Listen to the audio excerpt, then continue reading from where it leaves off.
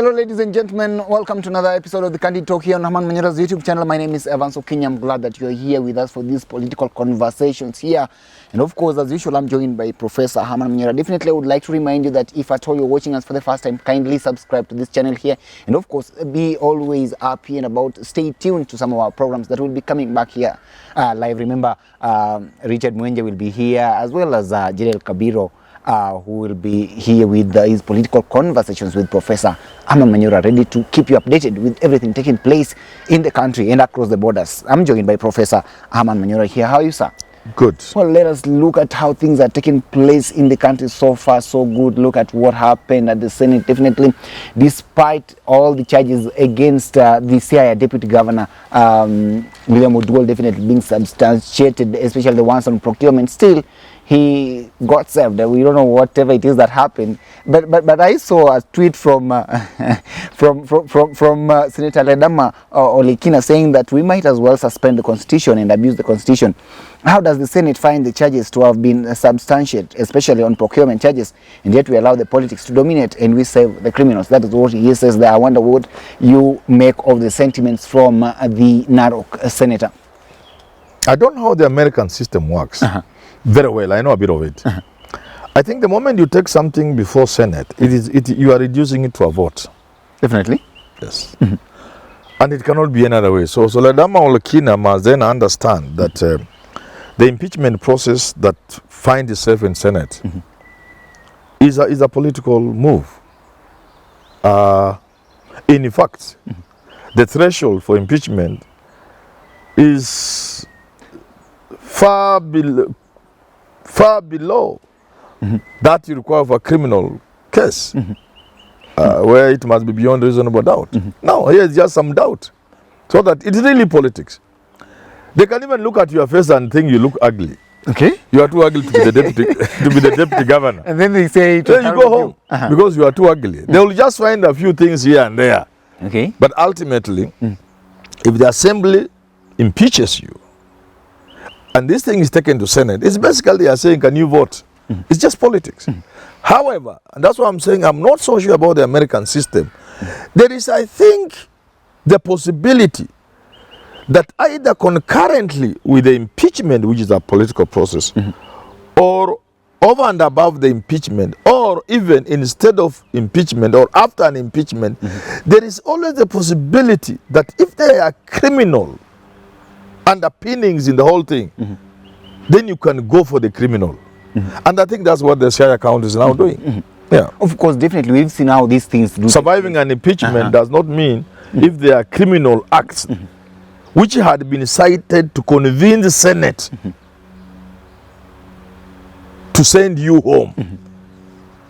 These are given to convince you, to convince Senate, but a senator is holding a political vote. So even if the criminal aspect is proved beyond reasonable doubt there, it's not enough to sway the senator with his vote, because that's a political vote. But what I'm trying to say, and I think there's something like that in the American system, I'm not quite sure, is that if we are so sure that there is criminal action on the part of the deputy governor, for in this case Odwal, then it doesn't stop them from pursuing him. Okay. Yeah. Oh. And that, once that is done, if they were to take the case to court under the Economic Crimes Act, then he will cease to hold office.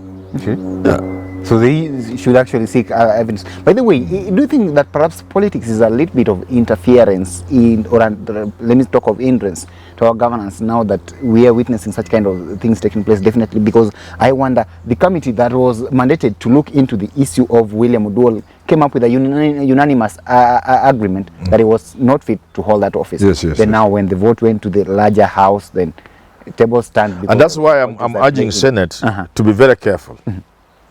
There are options they have. Let them not choose this ugly option of establishing a committee. And then the committee they have established says this guy is guilty on the two charges, on corruption and abuse of office, whatever. He's guilty on both charges.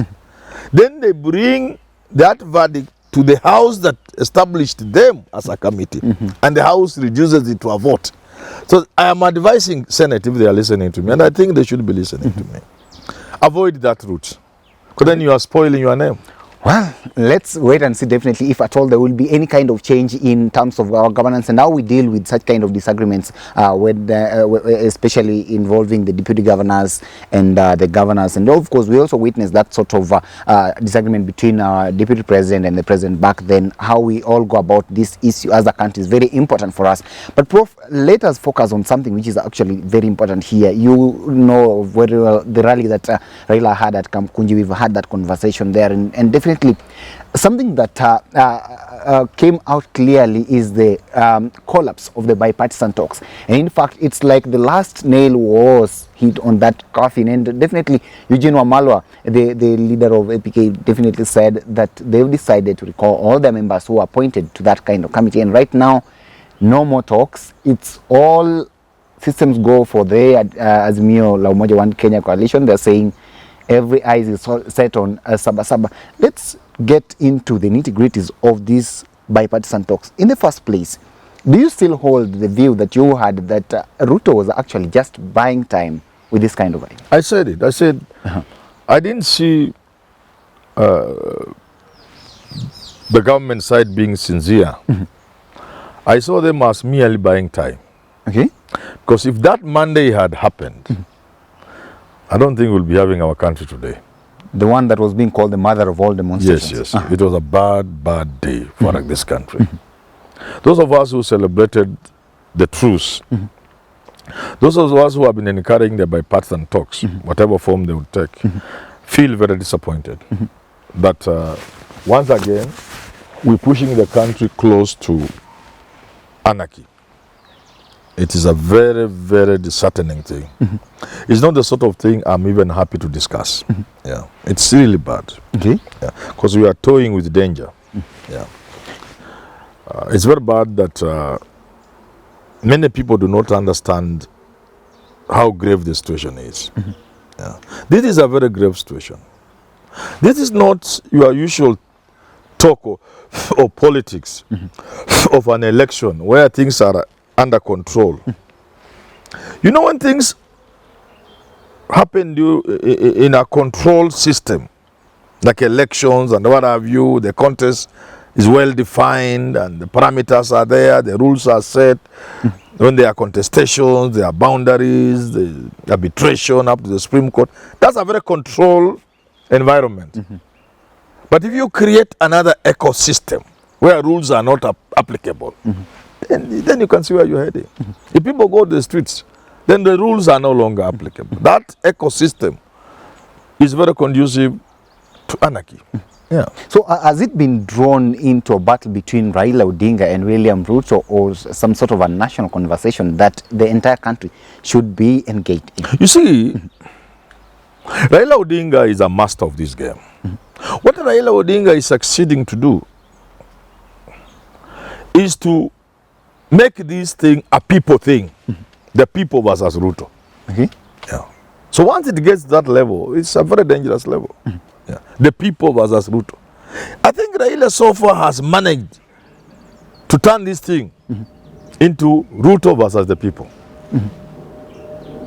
And I don't think I'm liking it. So in the first place, a number of Kenyans would ask, what was he buying time for? And as far as you're concerned, perhaps, has he succeeded, or to what extent has he succeeded in doing whatever it is that he needed to do? You see, in any human activity, yes, time is very critical. When people are angry and they are coming for you, if you buy time, the anger could go down. What Ruto was doing was to buy time, hoping situations would change. For example, that was coming at a time there was serious drought in the country.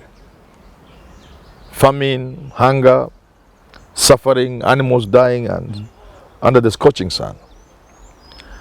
They knew rains would come. Many Kenyans live a subsistence life where the acre living from their small pieces of land. So they knew with the time the rains will come, people will begin to do the small planting, the small harvest. So as we speak today, many parts of the country, people at least have beans. They have harvested beans. Some are soon going to harvest maize. So you are buying time in those small ways, and the anger goes time. You are also hoping certain measures you are putting in place could mitigate the suffering of Kenyans. You are coming up with government to government oil deal, purchasing in so-called Kenya shillings, which I don't quite understand.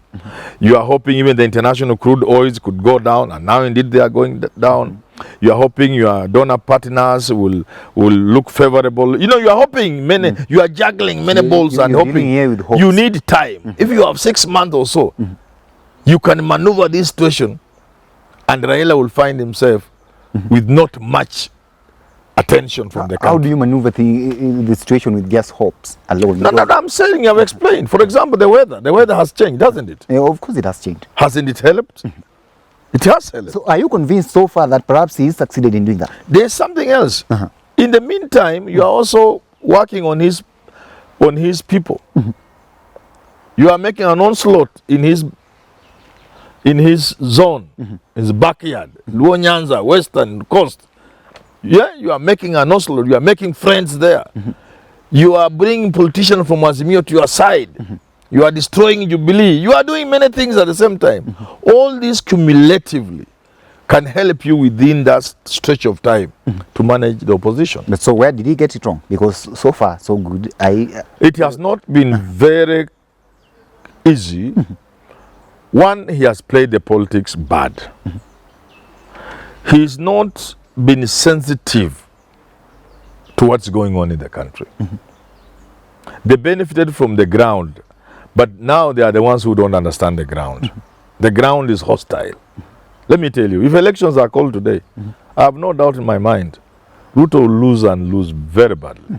Badly. Okay. Today. Things change. By 2027, it could be different, but not now. So they don't understand. Secondly, they have adamantly failed to introduce policy measures that can change the situation. On the contrary, whatever measures they are coming up with are to increase the suffering of the masses of this country. Look at housing, for example. There's nothing you are gaining from housing. There's nothing it will bring to the country. But look at the anger you are creating among people. I very much doubt teachers who are the most hit, any of them can vote for him. Okay. Even those who his diehard supporters, they will vote for him because they are challenging or something like that. But the energy to even campaign for him or talk about him will not be there. So, look at the fuel levy, the 8%. And, look at almost everything they have done. Okay. Look at NHIF, desirable as it may be. Okay. Look at the NSSF, desirable as it may be. All of it making life unbearable for the people of this country. So, in short, he has not been able to capitalize on the time he has bought. If I get you well, this guy was supposed to buy time so that hoping that by the time that perhaps Raila thinks of making another move, then perhaps he would be rendered irrelevant by the people. Yes. But so far, so you think that perhaps the finance bill and all the kind of measures that he's brought about this time round has washed down all whatever his hopes efforts. there were. These are self-inflicted blows. Yeah. Okay. And I've always maintained, for me, Ruto winning 2027 or even walking to 2027 with his eyes closed and winning hands down was always the easiest thing. He started with a lot of goodwill. And then there was so much he needed to do. You know, you can take over power from a person who has raised the bar of the country already high. Things are working. So whatever you do cannot be noticed. I don't know whether you get. Kibaki is remembered because Moi had taken the country so low. The little Kibaki did, so little, people are talking about it. Yet Kibaki did nothing. If you ask me, look at this small little thing we are calling a superhighway Thika. That's what we are remembering Kibaki for. If you compare this with what Uhuru has done, this one is a child, is a toy. Actually, you're the second now on this. Why is it that you argue? Okay, I do not want to get into that debate, of course, of whether Kibaki was a good president or not. But of course, I've only seen you and Miguna agree that he was not as people think. No. He is. For two reasons, quickly. One, I have told you, what Kibaki did was noticeable because we are comparing it with what Moi had done or failed to do. Moi was a great president. For 10 years, he did things that we will all remember, that are there for all of us to see. But like everybody else, Museveni, and when you overstay in power, the good you have done is washed away. We had been shunned by everybody, and therefore the economy was doing badly. Everything was doing badly. So the little that Kibaki did was visible. That's why people say he was a great president. But I dismiss Kibaki because, from the political point of view, he squandered an opportunity that we have never had as a country. The opportunity to set the country on a path of development by destroying the monster of tribalism and corruption. His government was the most corrupt government. The most corrupt government. Guys became billionaires in a matter of 3-6 months.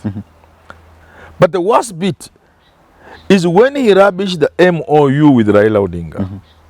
He squandered an opportunity we were going to use to render tribalism completely irrelevant. For that, I will never forgive him. Let him rest in peace. He was a good gentleman, but I will never forgive him for that. Of course, our president has always said that he's a good student of Mwai Kibaki's kind of style of leadership, and we are yet to see whether he'll perhaps improve or rather make the same mistakes that you are saying here that Kibaki made. Well and good, that's your opinion. But then now we are the bipartisan talks have collapsed, and then we are back to the drawing board. July, they've already said that on the 7th of July there will be demonstrations, and Jeremiah Kioni was here saying that it will be demonstrations day in, day out. They did not actually tell us how long they will be. So what does then this mean for the country right now, and what is it that can be done before then so that we avoid any kind of disagreement between us? You know, in the year 2017, after the general election, Raila and his team moved into civil disobedience. Yes. The generals were Miguna and David Ndei. You could see the direction the country was taking. If Raila didn't tone down tactfully, I want to give you a very good example. The people in some quarters of this country, you remember the resist.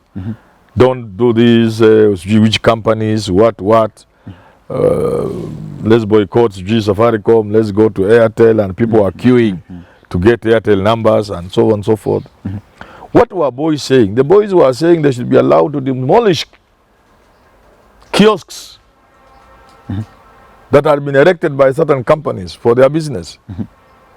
They were asking to remove Uhuru's portraits from government offices and everywhere. And that's where they were heading. So it is a mark of Raila's statesmanship that was able to cool those down by promising a swearing in and quickly doing it, but quickly moving into the handshake with Uhuru Kenyatta. So I'm trying to tell you, if you use 2017 as an example with talk of secession and those boycotts, if that thing had accelerated, had moved the way people were fearing, like the way Kina Miguna had wanted, I don't think by mid of 2018, Kenya would be a country you could talk of as a country. I doubt. There will be no country called Kenya. No. That's why when I see people rubbishing the handshake, I just look at them and sympathize with them. I can see either they don't understand things, or they are quite incapable, or they allow the hunger for power to blind them. Because we are not going to have a country beyond June 2018. No. Yeah. So that's why I'm answering your question by telling you these boycotts can spell doom for the country. Not boycott, this mass action, these demonstrations, civil disobedience. There is so much, by the way, that can be pushed into this mass action to actualize civil disobedience that can paralyze the country and create a state of anarchy. And that's why you will never push me to support that. I will never. I still advocate for people talking. I still believe there's room for Raila and Ruto to sit down and talk. At the end of the day, if we go in the direction we are going, there will be no country for either of them to lead. Okay. Yeah. So definitely they should find a way to resume the bipartisan talks as they had agreed before. They don't even need to call it bipartisan. In fact, this thing is so small. We need Raila just called, Uhuru and Raila just met and everything ended. They can borrow a leaf from that. Ruto and Raila can just meet and this thing comes to an end. That led us to handshake, something that you. It doesn't have to be handshake. Right, no, we must be creative. We must always come up with ideas and new thinking, new ways. When people meet, it doesn't have to be handshake. Yeah, they can concessions. People can make concessions. Okay. Yeah. Ruto can say, okay, fine. This one I will not listen to. This one I'm willing to listen to. This one I'm implementing immediately. And the Raila can come to people and say, we can't get everything at the same time. We are creating an IBC, all of us. We are going to audit the elections. Whatever comes out of this, we will make a decision once we have audited the servers and everything. We have agreed to suspend the Finance Act because there's if you suspend this, the other one was there. I don't know what the law will say. We have agreed that a bill is taken to Parliament immediately to amend the Finance Act on this aspect, One of the top, we are removing housing levy, we are removing this and this and this. So at least I have fought and brought you something.